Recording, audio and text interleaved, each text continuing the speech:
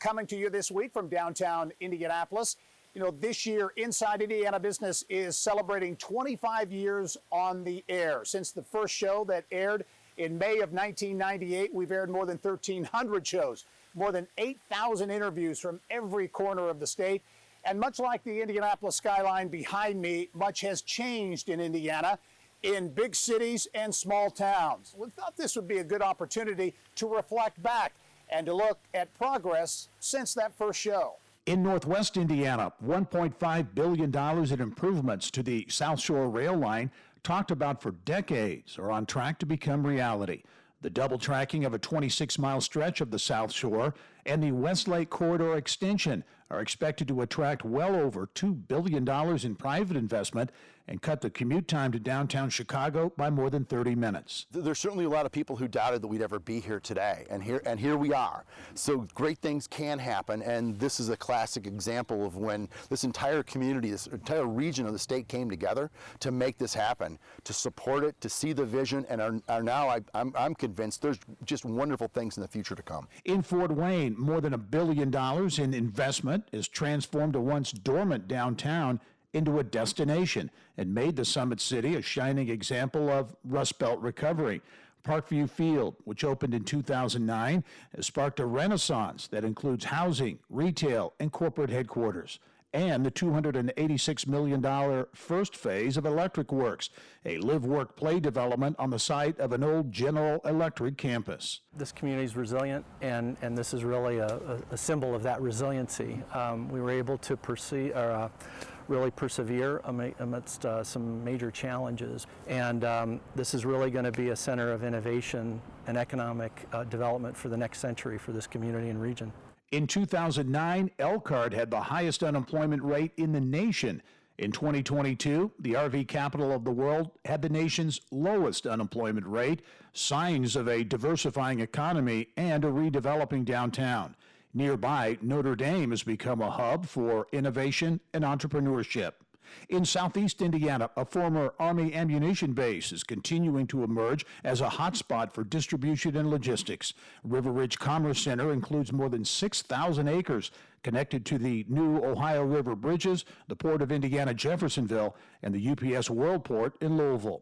And in Evansville, the Stone Family Center for Health Sciences, which opened in 2018, is serving as a magnet for talent and additional investment in the city's downtown. Attention now turning to the Ohio River and the possibility of ambitious quality of life projects stretching from Evansville to North Vernon. We're using Ready Dollar grant to help us flesh out the vision we've created for the Evansville riverfront, but we're also going to use that same consultant to help us as a region look at what could be developed in Mount Vernon and Newburgh. Both really nice riverfronts, both have a lot of potential, and we think if we could collaborate and have three really dynamic destinations along the Ohio River, Southwest Indiana will be even a greater destination.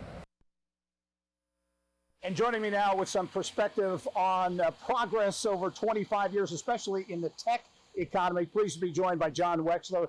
John, the founder and CEO of Spokenote, also so intimately involved in the tech movement, Launch Fishers, the IoT Lab, many other things as well. John, thanks for joining us. Thank you, Gary. Appreciate it.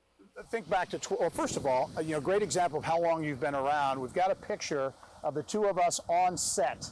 Not 20, it looks like about 23 years ago. So we've both been around for a long time. Look at those young men. That's a beautiful picture. I love that. It's great memories.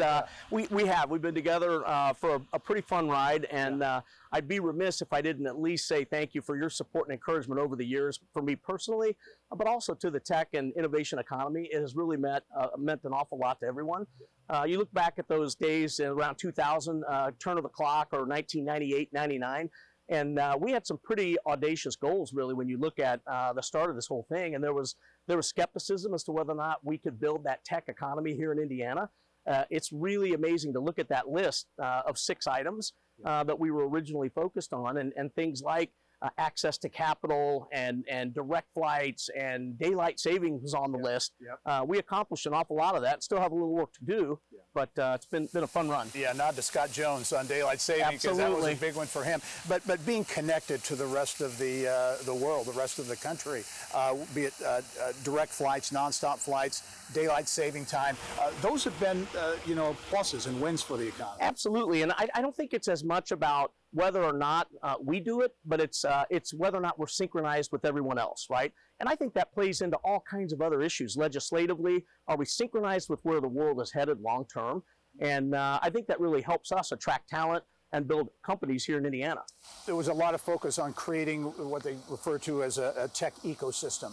And again, a lot of skepticism. Is it really going to work, especially outside of central Indiana? But there are certainly a lot of signs that is in fact happening. You look at the co-working passport, dozens of these co-working spaces all over Indiana. Yeah, it's exciting to me to go to the far-flung areas and go across the state. You go to small towns, whether it's Terre Haute, your neck of the woods in Vigo County, or you go to Huntingburg and look at their current blend, their co-work.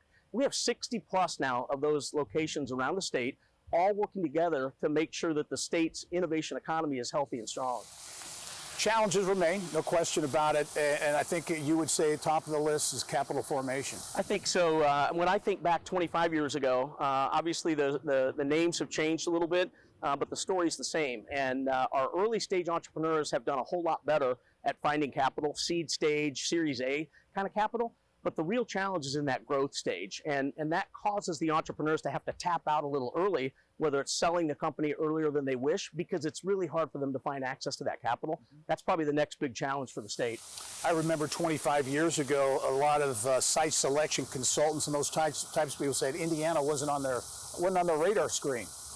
That obviously has changed. How much has the profile of Indiana changed over these 25 years nationally? Oh, it's been incredible. When you look at some of the biggest projects in the country, looking at Indianapolis and the regional economy that exists, if you look at from Lafayette down to Bloomington over to Muncie and throw that central Indiana overlay, we compete favorably with major tech economies across the country, whether it's DC, whether it's the Silicon Valley. Our strengths here are undeniable with our access to amazing talent out of these universities, and companies are recognizing that, and I think we're going to continue to see great at-bats. As we look to the next 25 years, do you see this as a bit of a tipping point? You mentioned universities are really engaged in this process as well. We've got great public and private institutions. I think you're right on it with the university focus, and when you look at Indianapolis and what's going to happen, I think it's super exciting with Purdue University and Indiana both kind of charting their courses here, but collectively I think we're going to see a lot of strength in that,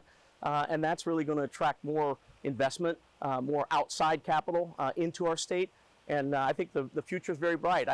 Let's hope we don't invest another 25 years in making that happen. When you say a quarter century, it makes me feel a little older than I might like, but it's been a fun run, and looking forward to the next 25. All right, John Wechsler, CEO at Spokenote. John, thanks very much. Thank you, Gerry. I appreciate all you do as well. Appreciate it. Thank you.